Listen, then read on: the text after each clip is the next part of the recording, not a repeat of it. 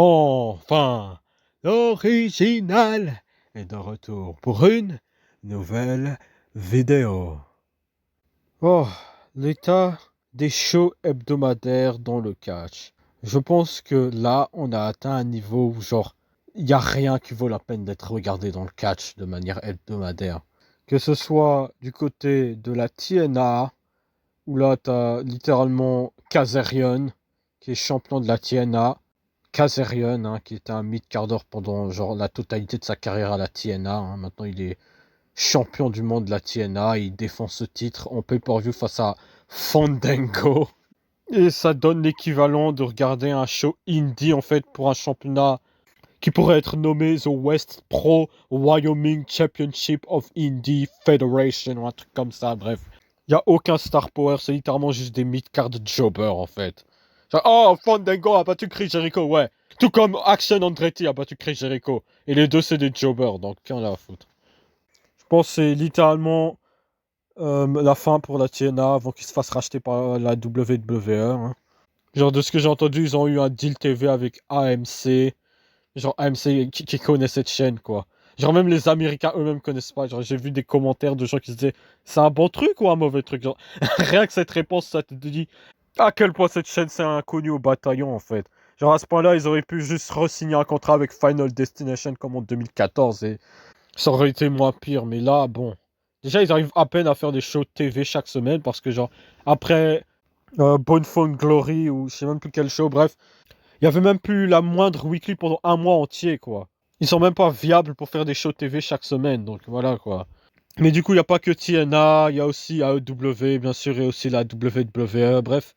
C'est toutes ces alternatives dont les gens disaient que, ouais, ça bénéficie les fans de catch d'avoir des alternatives. Ouais, en partie, ça bénéficie les gens qui aiment bien ces alternatives. Mais pour la majorité des gens, mais les gens ne regardent pas ces alternatives. Et la preuve concrète, c'est les ratings qui font que descendre. Donc, ça ne prolifie pas la passion du catch, en fait, ce genre de compétition, hein, entre guillemets, je dis compétition parce que, genre, il n'y a pas vraiment de compétition, en fait. S'il y avait une réelle compétition, c'est entre qui d'AEW et WWE va couler le premier. Ça, c'est la compétition, en fait. Et en fait, il n'y a pas de réelle compétition dans le sens où aucun show de catch ne se démarque l'un de l'autre, en fait. Ils font à peu près la même chose, et en fait, c'est à se demander à quoi ça sert d'avoir des alternatives si les choses sont similaires, en fait. Et que c'est la même soupe, en fait, avec 1 milliard de tons de catch, avec des storylines qui sont bancales, et aussi le manque de star power. Et encore, le star power, c'est pas vraiment le problème, c'est ce que t'en fais de ce star power. Genre, tu peux très bien avoir des légendes dans ton show, comme Edge et Christian, mais avoir comme champion du monde Samoa Joe. Genre, c'est ce que tu fais de ce star power. Genre, tu peux avoir les Hardy Boys dans ton show, mais avoir Kazarian en tant que champion du monde. Tu peux avoir John Cena dans ton show et avoir Cody Rhodes en tant que champion du monde. Voilà ce que je veux dire par là. Et du coup, j'ai regardé en fait Dynamite et SmackDown. J'ai pas pris la peine de regarder Raw parce que, oh mon dieu, c'était. De ce que j'ai compris, c'était bien merdique. Donc, je n'ai pas pris la peine de regarder ce show, quoi. Donc, voilà. J'ai regardé juste SmackDown et Dynamite et ces choses, c'était merdique. Parce que, on va commencer par Dynamite. Dynamite, déjà, de ce que je comprends à Dynamite, il y a une rivalité entre Samoa Joe et Eddie Kingston. Hein, et je suis en mode. Wow, qui en a à foutre? Sur les titres, qui en a à foutre? Genre, j'ai vu un clip, genre de la promo, c'est en mode Eddie Kingston qui dit je veux pas affronter ce Samoa Joe, je veux affronter celui qui a été champion du monde pendant la Ring of Honor. La ferme. C'est à chaque fois la même promo. Genre, à AEW, il y a toujours cette promo en mode oh, qu'est-ce qui s'est passé avec toi? Maintenant, tu ressembles à ça. Je veux l'ancien toi, je veux celui qui était passionné à propos du catch. La ferme! Il y a legit aucune personne qui en a à foutre de Samoa Joe contre Eddie Kingston. Parce que non seulement c'est un match prédictable, et en plus de ça, aucun des deux ne sont intéressants en fait. Et aussi du coup à Dynamite, il y a aussi le Continental Classic qui est en cours. Donc c'est leur explication de ne pas faire de nouvelles storylines et de faire des matchs de 20 minutes pendant tout le show. Ok. Et du coup, à W, il n'y a rien d'autre de folichon à dire. C'est tout. Et SmackDown m'a pété le crâne. À tel point où j'ai cru que j'aurais eu besoin d'une opération lobotomie, quoi, donc. Ah oui, et Gunther bat Ellen Knight et va affronter John Cena pour être son dernier adversaire. Bon, c'est pas comme si j'avais pas dit avant, mais voilà, pas de commentaire. Qu'est-ce que tu veux que je dise? Bref, ce qui s'est passé à SmackDown, c'est aussi rien de folichon, rien d'excitant, pas de nouvelles storylines, pas de personnages intéressants, que des catcheurs médiocres, des matchs de catch de 20 minutes sans aucune storyline, que des bangers, bangers, bangers. Bref. C'est ce que les gens d'internet aiment bien, hein. Oui. Bah, je peux reconnaître que des gens aiment bien ça, ok, super, mais encore une fois, c'est une minorité parce que les chiffres continuent de descendre et que les ratings commencent à être de plus en plus horribles, quoi, hein, sur le long terme. Donc voilà, quoi. C'est pas ce qui rend fondamentalement le catch intéressant, quoi. Et c'est pas ce qui fondamentalement intéresse les gens à être fans de catch. S'il y avait tant de personnages marquants à l'époque, c'est parce qu'ils avaient des personnages établis. Ils étaient dans des storylines intéressantes. Et pas juste par rapport à leur in-ring work, quoi. Genre, si un enfant commence à regarder le catch là maintenant, je pense pas qu'il va être investi en un Carmelo Hayes qui fait jobber tous ses matchs à SmackDown et qui fondamentalement avance en rien du tout dans la progression de son personnage. Il va pas avoir la moindre émotion de haine envers un Gunther qui est juste un catcheur qui catch. Qu'est-ce qui rend Gunther intéressant ou même craint du public, à part le fait que ce soit un catcheur énervé qui vient d'Europe et qu'il prend le catch au sérieux et qu'il s'appelle le The Ring General. Voilà quoi, c'est pas des trucs qui vont marquer une jeunesse, c'est ni des trucs qui vont attirer des fans moyens quoi.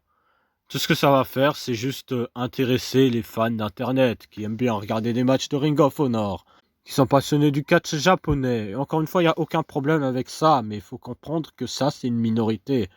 Ça plaît à eux, mais le problème, c'est que c'est pas le meilleur des publics, parce que, premièrement, c'est un public qui est niche, et que c'est des sauvages sur Twitter qui pensent que le monde tourne autour d'eux. Mais bref, c'est pas pour parler des fans d'internet et tout ça, c'est pas le sujet de la vidéo.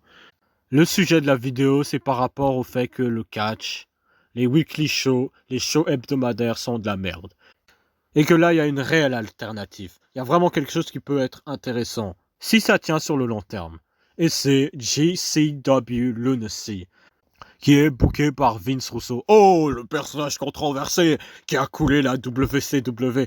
D'ailleurs, je devrais faire une vidéo sur pourquoi Vince Russo roule, hein, parce que les gens sont vraiment dans une manière de penser dans lequel où Vince Russo est ce personnage controversé qui ne comprend pas le catch, alors que c'est ces mêmes personnes qui écoutent des nerds comme Dave Meltzer qui ont, je le rappelle, jamais mis les pieds dans l'industrie du catch, hein, juste pour savoir si un match est un 5 étoiles ou pas. Je le rappelle, hein, Dave Meltzer, hein, il n'a jamais mis les pieds dans l'industrie du catch, hein, sauf qui veut dire qu'il en sait autant que moi à propos de comment fonctionne le catch, quoi. Donc, Dave Meltzer est littéralement n'importe quel fan avec son propre opinion, donc il n'y a aucune raison de regarder son opinion comme plus-value à un autre, donc voilà, quoi. Mais bref, pour revenir à où j'en étais, JCW Lunacy, qui est booké par Vince Russo, directement par la compagnie qui s'appelle Juggalo Championship Wrestling, qui est une des compagnies de Violent J et ICP, qui faisait partie de The ODT à la WWF durant l'Attitude Era, hein, pour les gens qui s'en rappellent. Et ils ont aussi eu des runs à la WCW et d'autres organisations dans le catch. Et j'ai regardé à peu près tous les épisodes de JCW Lunacy depuis que Vince Russo a pris la charge.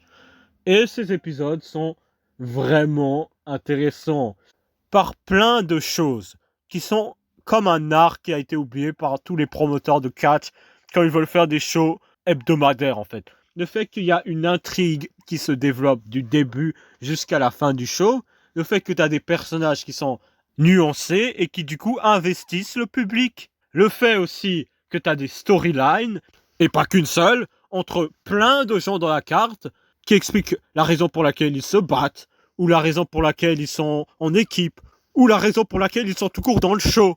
Et du coup, c'est plein d'éléments en fait qui dynamisent le show et qui le rendent divertissant. Et ça donne aussi l'envie de regarder le show la semaine d'après. Parce que j'ai regardé l'épisode 60, où Vince Russo il est du coup révélé être l'investisseur de la compagnie.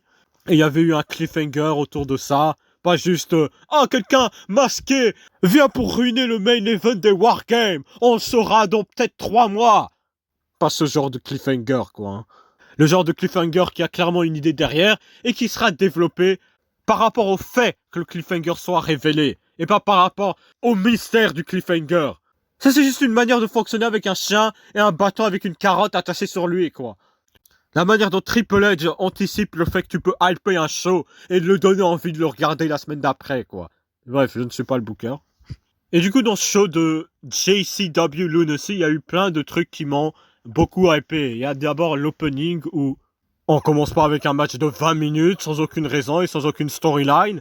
Mais d'abord, il y a un recap pour expliquer ce qui s'est passé, parce qu'il y a clairement substance à expliquer ce qui s'est passé par rapport aux autres shows, il n'y a rien qui se passe, et du coup, ça vaut pas la peine de faire un recap. Mais là, il y a quelque chose, il y a de la substance, donc du coup, tu fais un recap pour expliquer ce qui s'est passé. Et ce qui s'est passé, c'est que Vince Russo était devenu l'investisseur de la JCW, il s'est révélé l'être, et maintenant, il prend le contrôle de la JCW, parce qu'il obtient 51% de la compagnie. Il y avait eu un peu de teasing avec le fait que ce soit Big Vito hein, qui soit l'investisseur, mais c'était un cliffhanger pour donner un twist à la storyline et pas que ce soit trop prédictable. Donc je trouve ça bien joué.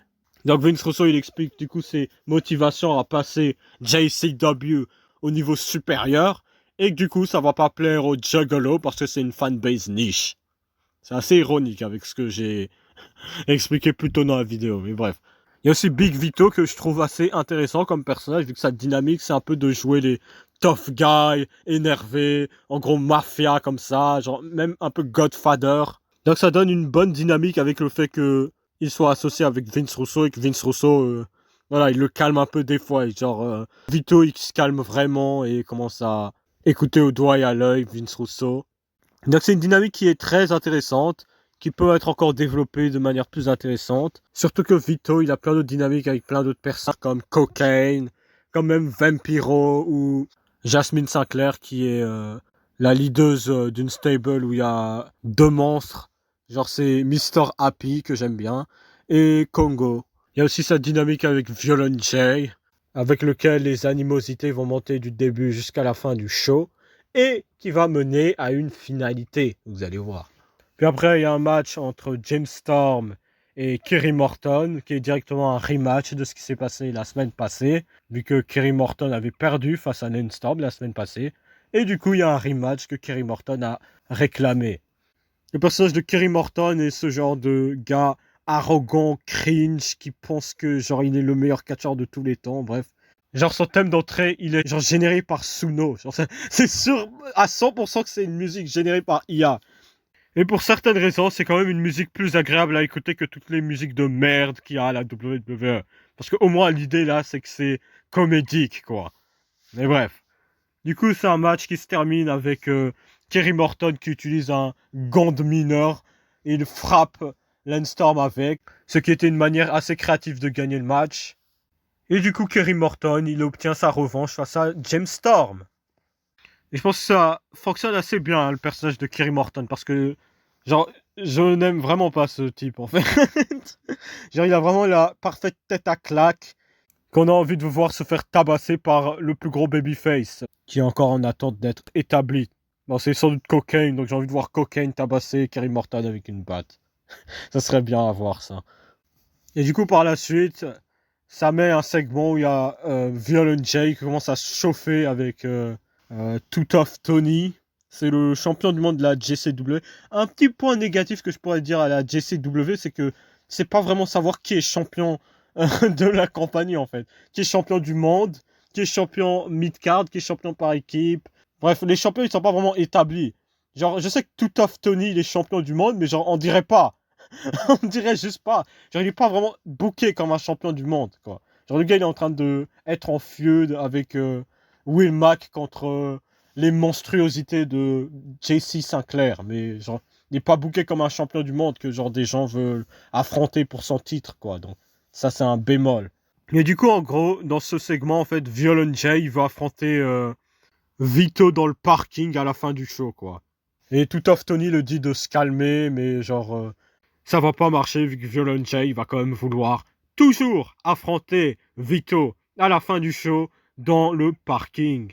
Du coup, ce qui suit après, c'est que tu as un match entre Matt Cross, qui a l'air d'un catcheur assez générique, hein, pour être honnête, contre Mecha Wolf.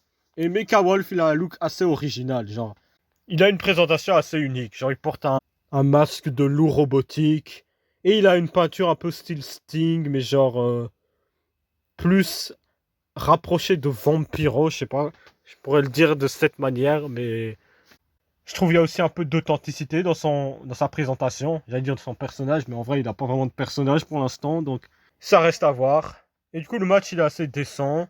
Et du coup, c'est Matt Cross qui remporte la victoire en faisant un springboard cutter. Et c'est à peu près tout pour ce match.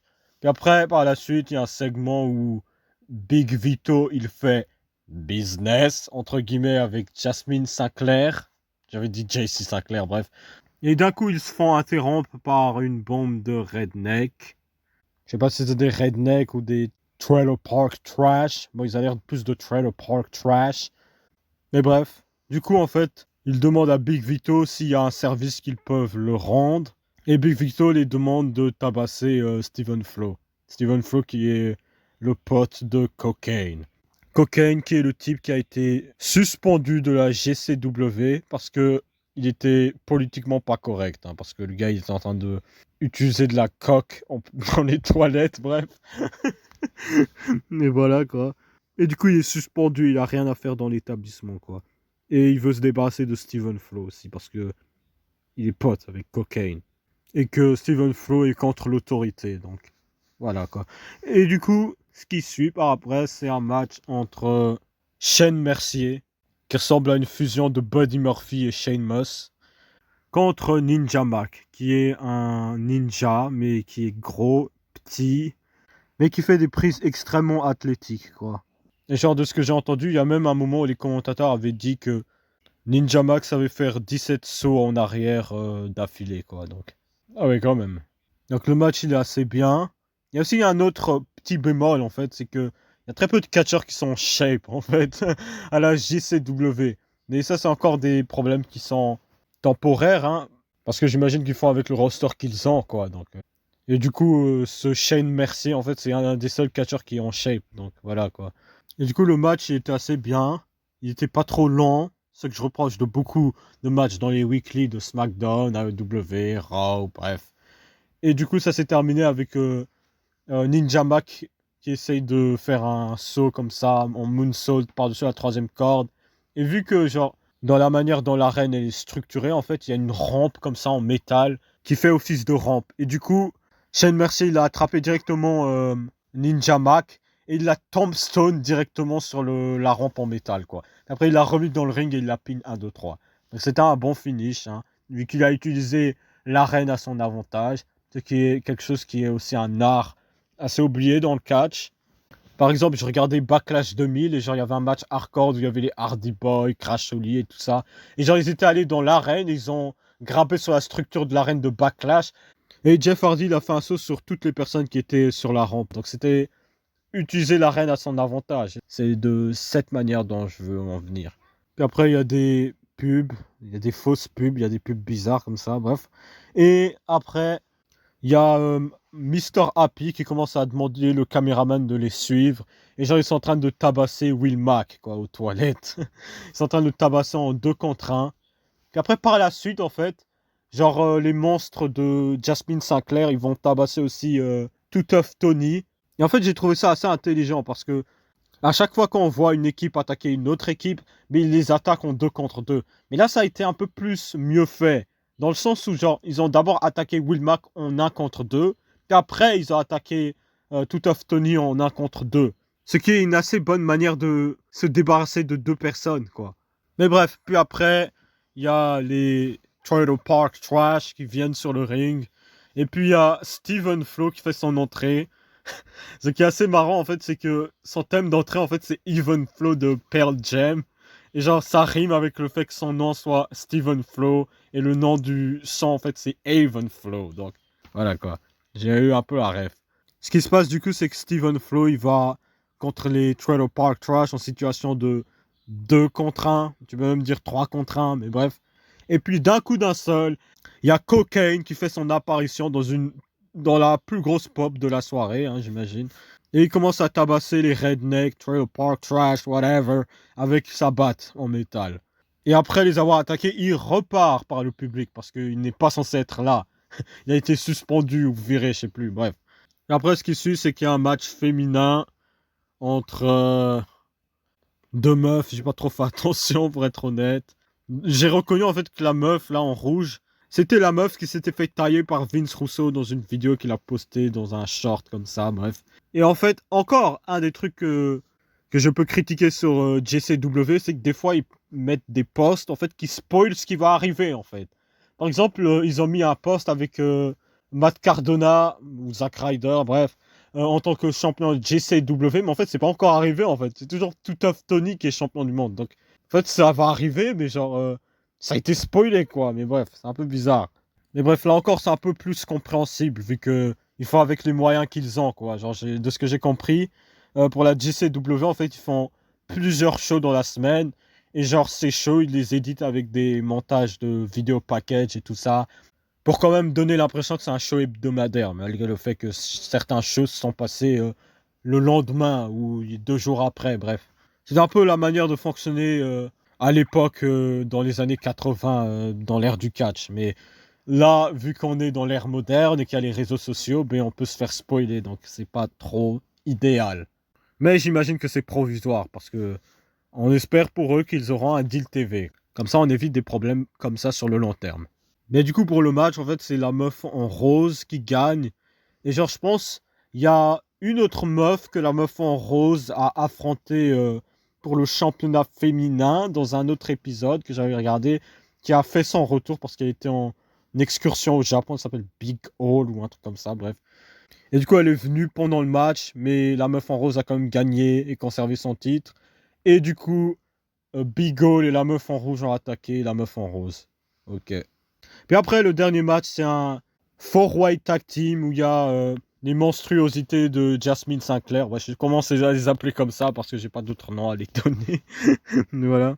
Et d'ailleurs, Mr. Happy me rappelle un peu Abyss dans son run à la NWA TNA en 2004, si je me trompe pas, où il était du coup le laquais d'une meuf comme ça. C'était une blonde, je sais même plus son blaze, mais bref. En tout cas, il était son laquais, genre ça rappelle un peu Mr. Happy, quoi. Et du coup, ils affrontent une autre équipe. C'est une équipe, je sais même plus c'est quoi le blaze. Ils sont extrêmement skinny quand même, hein. Bon, ils sont pas en shape horrible, mais ils sont très skinny par contre, hein. Et l'autre équipe, c'est The Outbreak, qui doit être la meilleure équipe actuellement à la JCW ou même dans le catch. J'aurais dû les mentionner dans ma vidéo sur l'état catastrophique des équipes dans le catch. Mais bref, du coup, The Outbreak, en fait, leur gimmick, en fait, c'est qu'ils sont des zombies. Et ils le jouent d'une manière parfaite. Et ils ont aussi comme manager, je sais plus c'est quoi son blaze, je pense que c'est Barnabous, un truc comme ça, ouais, bref. Et ce manager, en fait, il donne une très bonne vibe de James Mitchell de la TNA. Pour les gens qui ont la ref, bref. C'était le manager d'Abyss aussi, hein, voilà quoi. Et du coup, la dernière équipe, c'est The Brother of Construction, qui sont, du coup, on les voit enfin, les champions par équipe de la JCW. Et du coup, c'est des clowns, en fait. Encore des clowns, ouais. Et du coup, le match commence et il commence à tabasser la deuxième équipe que j'ai mentionnée, les gars skinny, quoi. Et genre, ils se font tabasser parce que, genre, ils étaient des outsiders et que là, maintenant, ils ont signé un contrat avec la JCW, bref. Genre, il y a un peu de bonne action. Bon, c'est un peu freestyle, dans le sens où c'est un tornado tag. En fait, il n'y a pas de tag. Il n'y a toujours pas de tag, en fait. Genre, c'est un tornado four-way par équipe. Donc, c'est un peu dans tous les sens. Et du coup, ce qui se passe, en fait, c'est que les skinny guys essayent de faire un roll-up sur les Brother of Funkstruction et ça marche pas. Les Brother of Funkstruction, bref, ils font un Irish Whip sur les deux se cognent en même temps, et puis après les Brother of Funkstruction en profitent pour faire un roll-up et conserver les titres. Et du coup, c'est presque le dernier match du show. Mais il y a un dernier segment. Et du coup, c'est Violent J qui s'échauffe du coup pour son combat qu'il a contre Vito dans le parking. Et du coup, en allant vers la porte du parking, il voit qu'il y a Jasmine Sinclair. Et genre, elle tient sa canne. Et genre, du coup, Violent J, il prend directement sa canne et puis il rentre dans le parking. Et dans le parking, en fait, il y a tous les catcheurs, en fait, qui sont éparpillés partout, comme ça. Il y a aussi, genre, des gens et de la sécurité, bref. Vito, il est dans le milieu, en fait, et Violent J, il attaque Vito avec la canne. Il continue à le frapper avec. Puis après, il y a Vince Russo qui vient énervé. Il commence à le dire, ouais, qu'est-ce qui se passe, là? Qu'est-ce qui se passe? Genre, c'est pas comme ça qu'on est censé faire du business.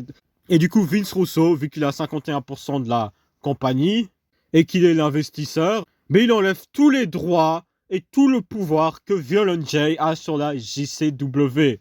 Et du coup, ça nous laisse avec un cliffhanger sur qu'est-ce qui peut se passer la semaine prochaine. Et pour moi, c'est la meilleure manière de faire un show de catch hebdomadaire.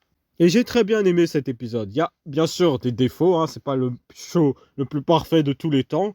Mais je pense qu'avec le temps, si ça tient sur le long terme, mais ils peuvent s'améliorer, se débarrasser de ces défauts et donner vraiment quelque chose de très bon. C'est tout ce qu'on espère afin que le catch redevienne quelque chose qu'il a été perdu. Et du coup, c'est tout ce que ZOG avait à dire par rapport à ce show. ZOG vous dit de vous abonner, de liker, de partager, de commenter. Et ZOG vous dit à plus tard. Bref.